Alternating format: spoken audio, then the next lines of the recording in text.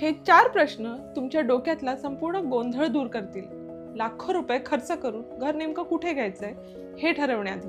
1. Job mobility.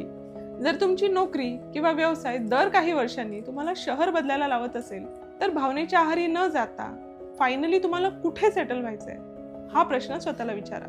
2. Kids future. तुमची मुलं भविष्यात कुठे स्थायिक होण्याची शक्यता सर्वात जास्त आहे याचा विचार करा.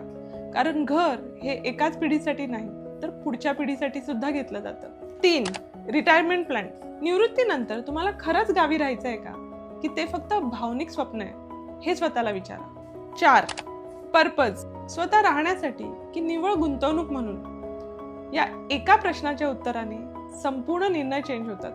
ज्यांच्यासोबत तुम्ही तुमच्या ड्रीम होमचा निर्णय घेणार आहात त्यांच्यासोबत ही रील नक्की शेअर करा. घर बांधताना होणारी प्रत्येक मोठी चूक आपण या सिरीजमध्ये एक एक करून पाहणार आहोत, त्यामुळे ही सिरीज चुकू नका.